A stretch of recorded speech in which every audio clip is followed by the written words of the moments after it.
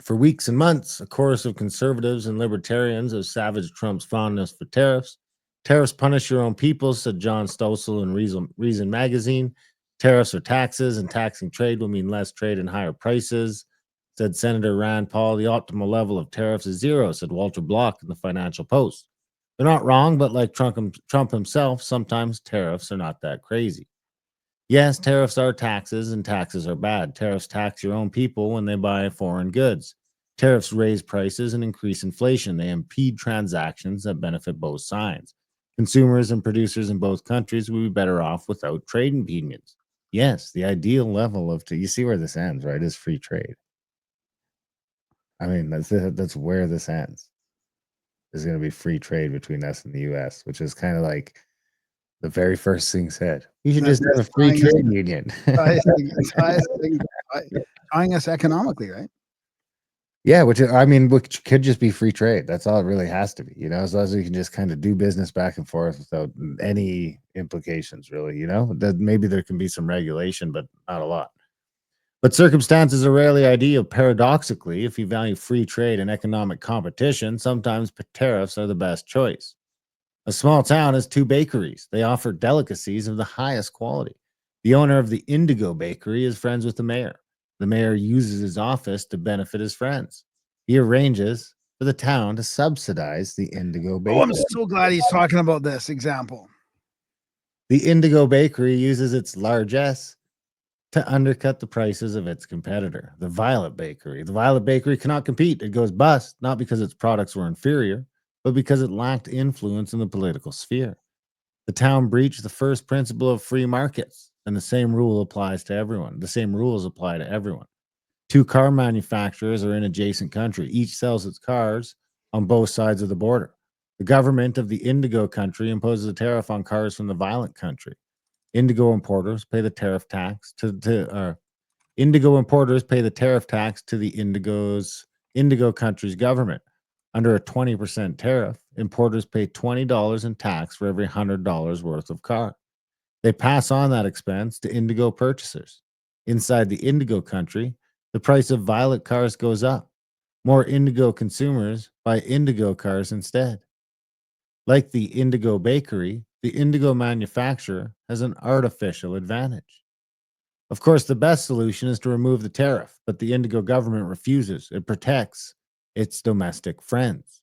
If you are the government of the Violet country, what do you do? What to do? You cannot remove the tariff, but you can remove the advantage it creates. Match the tariff, level the playing field, subject competitors to the same rules. That's what Trump has proposed to do. On February 13th, the White House released a memorandum on reciprocal trade and tariffs. A few days later on X, Trump described his intentions. On trade, I've decided, for purposes of fairness, that I will charge a reciprocal tariff, meaning whatever countries charge the United States of America, we will charge them. No more, no less. It is fair to all. No other country can complain. And in some cases, if a country feels that the United States would be getting too high a tariff, all they have to do is reduce or terminate their tariff against us. Free trade purists object. Even reciprocal tariffs, they say, are bad. That would cause the same harm on the other side of the border. Indigo country tariffs disadvantage Violet businesses, but not Violet consumers who can buy Indigo products tariff free at cheaper prices.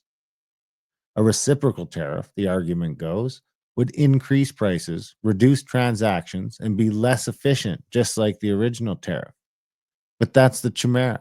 For real free trade, the same rules apply to all competitors. That's as true for exporting manufacturers as it is for small town bakeries.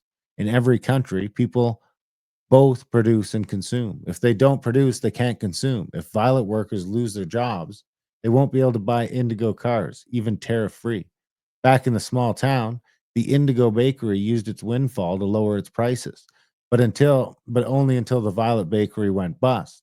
No longer subject to competition, the Indigo Bakery was free to raise its prices to new highs. So too between countries. If foreign tariffs cause Violet manufacturers to go out of business, prices in the Violet country will go up. The United States is the most lucrative domestic market in the world. For some reason, Canadian businesses and governments seem to believe they have a right to access it. Yet the country insists upon imposing a plethora of tariffs and free trade restrictions of its own. Yes, the best tariffs are no tariffs, but imposing reciprocal tariffs at least preserve a level playing field and a fair fight. If I was President Trump, that's what I would do. Yeah, I like that. That's great. I mean, would it be fair? And we've seen this from China, right? I mean, China, the country or the government subsidizes a lot of these manufacturers, so they can basically just throw all this stuff in America, and America can't compete. So how is that fair? How is that fair that the Chinese government's using their, that policy, that propaganda policy to make it unfair for Can I mean, that's why all the doors are shut now in the States, right?